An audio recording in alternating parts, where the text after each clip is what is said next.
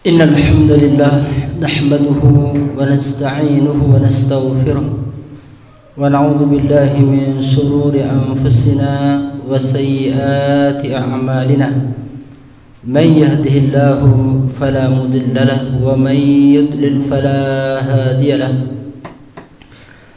أشهد أن لا إله إلا الله وحده لا شريك له وأشهد أن محمدا عبده ورسوله اللهم صل وسلم على هذا النبي الكريم وعلى آله وأصحابه ومن اكتفى على آثاره واستنى بسنته إلى يوم الدين تسليما كثيرا أما بعد أوصيكم ونفسي بتقوى الله كما قال تعالى مناديا لعباده المؤمنين أعوذ بالله من الشيطان الرجيم بسم الله الرحمن الرحيم يا أيها الذين آمنوا اتقوا الله حق تقاته ولا تموتن إلا وأنتم مسلمون وقال أيضا يا أيها الذين آمنوا اتقوا الله وقولوا قولا سديدا يصلح لكم أعمالكم ويغفر لكم ذنوبكم ومن يطع الله ورسوله فقد فاز فوزا عظيما ثم أما بعد فإن أصدق الحديث كتاب الله تعالى وخير الهدي هدي محمد صلى الله عليه وسلم وشر الأمور محدثاتها وكل محدثة بدعة وكل بدعة ضلالة وكل ضلالة في النار وما قل وكفى خير مما كثر وألهى إنما توعدون لآت وما أنتم بمعجزين أخوتي في الله حياكم الله طبتم وطاب ممشاكم وتبوأتم من الجنة منزلا وأسأل الله الكريم في العلا أن يجمعنا في جنته مع سيد المصطفى صلى الله عليه وسلم إنه ولي ذلك والقادر عليه. Min hikamil bala, di antara hikmah-hikmah dari bencana. Inilah khutbah kita pada hari ini.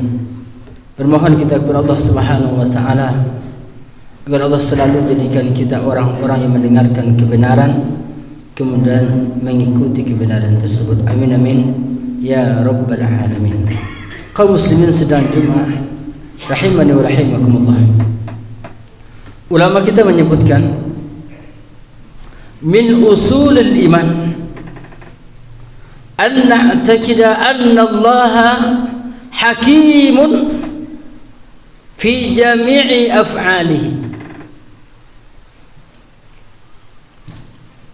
Di antara dasar keimanan kita meyakini annallaha hakimun fi jami'i af'alihi, bahwa Allah Subhanahu wa ta'ala itu bijaksana pada seluruh perbuatan-perbuatannya. La yaf'alu shay'an illa li hikmatin tammah. Allah Subhanahu wa ta'ala tidak melakukan sesuatu kecuali ada hikmah yang sempurna pada perbuatannya tersebut. Inilah dasar keimanan kita sebagai seorang muslim, bahwa Allah Subhanahu wa ta'ala tidak menurunkan sesuatu kepada hambanya dengan sia-sia. Semuanya ada hikmahnya. Al-hikmah jamaknya hikam, jamak taksir. Bagi kita orang-orang yang beriman, Allah telah sampaikan dalam Al-Quran tentang hakikat apa yang kita jumpai di dunia ini. Ada kalanya kita menjumpai sesuatu yang kita benci, padahal apa yang kita benci itu ternyata baik untuk kita. Baru kita sadari beberapa hari atau mungkin beberapa tahun kemudian. Ada kalanya juga kita mencintai sesuatu, menyenangi sesuatu, padahal itu tidak baik untuk kita. Baru kita sadari beberapa hari kemudian atau mungkin beberapa tahun kemudian, ternyata apa yang kita cintai selama ini, apa yang kita senangi, ternyata mendatangkan keburukan kepada kita. Maka di saat kita menemukan sesuatu yang kita tidak suka, sesuatu yang kita benci, termasuk bencana ini, siapa di antara kita yang menginginkan bencana menimpa keluarganya, menimpa negerinya? Tidak ada yang ingin. Atau kita sakit, siapa di antara kita yang ingin sakit? Jangankan dirinya, keluarganya pun dia tidak ingin ditimpa penyakit, apapun bentuk penyakit, apakah penyakit yang berat atau yang ringan sekalipun, kita tidak ada yang ingin.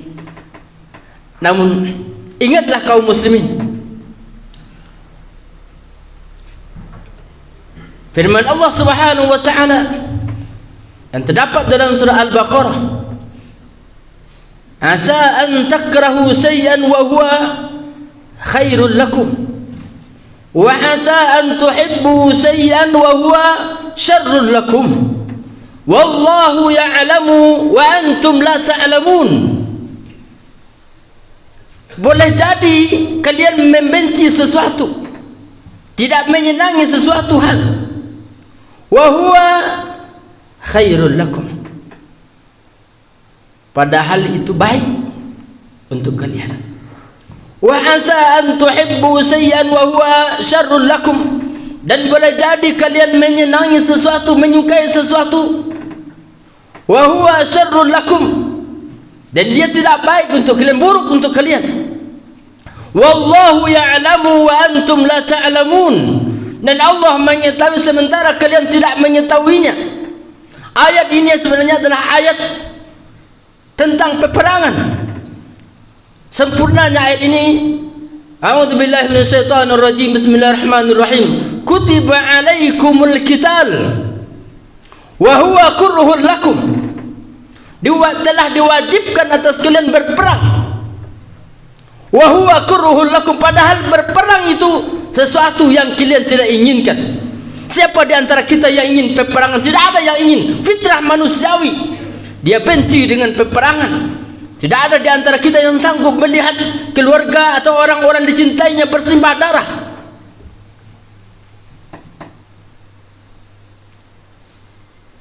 Namun ada kalanya kita sebagai orang yang beriman harus mempersiapkan diri untuk menghadapi peperangan. Apa ada kalanya untuk membela diri kita, membela agama kita, membela saudara kita. Maka banyak ayat-ayat dan hadis-hadis Nabi sallallahu alaihi wasallam yang memberikan semangat, memotivasi kita agar kita berani untuk terjun ke medan peperangan.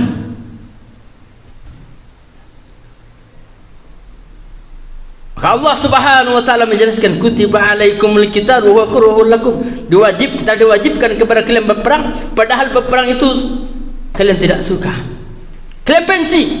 Wa asa an takrahu syai'an wa huwa syarrun lakum, dan boleh jadi kalian membenci sesuatu padahal itu baik untuk kalian. Kalau kita perhatikan, kalau kita mau jujur, manakah yang lebih banyak negeri yang pelakunya melakukan maksiat, negeri yang aman atau negeri yang sedang ditimpa peperangan?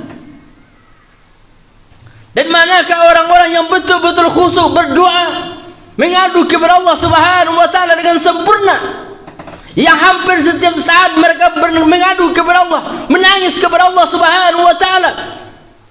Orang yang berada di tempat peperangan atau negeri mereka timpa peperangan, daripada negeri-negeri yang aman.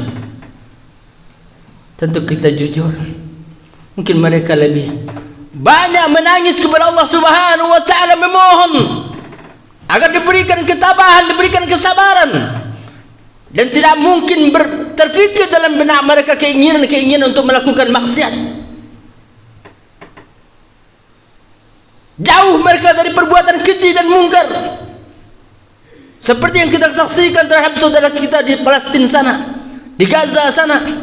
Apakah kita mendengar desa seperti itu? Ada mereka yang berani mabuk-mabukan, atau mereka membuat suatu pertunjukan kesenian? Tidak ada. Mereka dengan keadaan yang seperti itu ujian untuk mereka dan ujian kepada kaum muslimin seluruh dunia ini. Apa yang dilakukan? Apa yang diperbuat di saat ada musuh-musuh Allah Subhanahu wa taala membantai, menghancurkan negeri saudaranya muslim? Apa yang dilakukannya? Bukankah Rasulullah menyampaikan al-muslim akhul muslim la yazlimuhu wa la yakhdhuluhu wa la yuslimuhu? Seorang muslim saudara bagi seorang muslim lainnya, dia tidak menzalimi saudaranya, dia tidak membiarkan saudaranya dalam keadaan menderita, tidak ditolong. Maka Rasulullah mengatakan al-muslim 'ala al-muslim kal bunyan yasuddu ba'duhum ba'dha. Seorang muslim dengan saudara muslim lainnya itu seperti bangunan yang sebagian menguatkan sebagian yang lainnya. Apakah kita kaum muslimin menguatkan saudara kita yang lemah di sana? Pada negeri-negeri kaum muslimin memiliki senjata-senjata tempur yang hebat. Kita bertanya, untuk apa mereka membeli senjata? Apakah hanya untuk membela negeri sendiri? Atau mereka pertama dia membeli, berniat untuk membela senjata, membekali diri mereka, niatnya untuk membela Allah Subhanahu wa taala dan kaum muslim hamba Allah Subhanahu wa taala, berperang untuk jalan Allah Subhanahu wa taala. Kasus ini bisa menghinakan kita, bisa memuliakan kita, tergantung bagaimana sikap kita. Kaum muslimin sedang rahimani wa rahimakumullah, bencana, ujian, al-ibtila. Secara bahasa ulama menyampaikan al-ikhtibar wal imtihan, ujian dan latihan. Itulah maknanya. Ada kalanya ujian itu berupa yang menyenangkan, ada kalanya ujian itu berupa yang tidak menyenangkan. Semuanya uji. Jangan pernah kita berpikir hanyalah miskin yang diuji, sementara kaya tidak diuji. Jangan kita berpikir hanyalah orang sakit yang diuji, orang sehat tidak. Jangan pernah kita berpikir yang lemah saja yang diuji, yang kuat tidak. Semuanya diuji. Ada yang diuji dengan kekuatan yang dimilikinya, ada yang diuji dengan kelemahannya. Kaum muslimin sedang rahimani wa rahimakumullah, apa hikmahnya ujian-ujian yang datang? Kaum muslimin sedang rahimani wa rahimakumullah, bagi orang yang beriman, apapun yang dia hadapi itu baik untuknya. Sebagaimana sabda Nabi sallallahu alaihi wasallam, dan mungkin kita sering mendengarkan hadis ini, ajaban li amril mu'min, mengagumkan, menakjubkan perkaranya orang-orang yang beriman itu. Inna amrahu kulluhu kana khairan lahu, sesungguhnya perkara orang-orang yang beriman itu seluruhnya baik. Walaysa dzalika illa lil mu'min, yang demikian itu tidak ada kecuali bagi orang-orang yang beriman. Inna sabathu sarra syakara fakana khairan lahu, jika dia mendapatkan yang menyenangkan, dia bersyukur, maka itu baik untuk dirinya. Wa inna sabathu darra sabara fakana khairan lahu, dan jika dia mendapatkan sesuatu yang mendaratkan atau yang menyakitkan, sesuatu yang dia tidak inginkan, maka dia bersabar, itu juga baik untuk dirinya. Kita sakit, sebenarnya sakit itu baik untuk kita. Kita kadang tidak tahu ada kebaikan-kebaikan yang Allah berikan kepada kita setelah kita diuji dengan sakit. Ada bencana datang, setelah bencana itu berlalu sebulan atau setahun kemudian datang kebaikan-kebaikan yang luar biasa. Contoh yang sangat sederhana, mungkin di antara kita ingat bencana tsunami yang menimpa negeri saudara kita di Aceh tahun 2004 yang silam, yang ketika itu Aceh masih ditimpa ujian perang saudara antara pemerintah pusat dengan gerakan Aceh Merdeka. Setelah bencana tsunami, semua pemimpin kedua belah pihak bersepakat untuk mengadakan perdamaian. Ternyata terwujudlah perdamaian di sana. Terhentilah peperangan yang selama ini begitu banyak memakan korban, baik dari pihak negeri kita, negeri yang pusat, atau dari pihak gerakan Aceh Merdeka. Jadi kita ingin semua bencana ujian itu ada kebaikan yang Allah berikan kepada kita, yang kita dapatkan karena kita bisa melewati ujian itu dengan benar. Maka Rasulullah pernah juga menyampaikan, la yazalul bala'u bil mu'min wa mu'minati fi nafsihi wa malihi wa auladihi hatta yalqa Allah wa ma alaihi khati'ah. Sebuah bencana atau ujian yang menimpa seorang mukmin, baik itu laki-laki atau perempuan, pada dirinya. Sakitkah yang menimpa kita apapun, apakah sakit gigi, sakit kepala, atau mungkin luka tubuh kita, atau mungkin pada ujian pada harta kita, mungkin ada rumah kita yang terbakar atau hancur kena bencana, atau mungkin anak-anak kita yang diuji, mungkin kita ada yang meninggal atau ditimpa sebuah penyakit atau persoalan-persoalan berat yang menimpa anak kita, keluarga kita, hatta yalqallah, sampai dia berjumpa dengan Tuhannya, ma alaihi khati'ah, dan tidak ada atasnya lagi kesalahan. Maka bencana yang menimpa seorang muslim takfirun li khatayahu, itu sebagai penghapus dosa-dosa mereka. Hatta saukah yusikuha illa kafarallahu biha an khatayahu, sampai satu duri yang menusuk, kecuali Allah Subhanahu wa ta'ala akan jadikan itu sebagai penyebab gugurnya kesalahan-kesalahan seorang muslim tersebut. Maka ingatlah dan berbuatlah atas musibah yang menimpa kita itu menjadi penyebab Allah gugurkan atau hapuskan semua kesalahan kita. Ulama kita menyebutkan musibah itu ada kalanya takfir li dzunub atau li raf'ir darajat, untuk menghilangkan dosa atau untuk mengangkat derajat. Ada kalanya musibah itu untuk mengangkat derajat kita, meninggikan. Maka semakin besar ujian yang menimpa seseorang, maka semakin besarlah pahala yang akan dia dapat, semakin tinggilah derajat yang akan didapat nanti.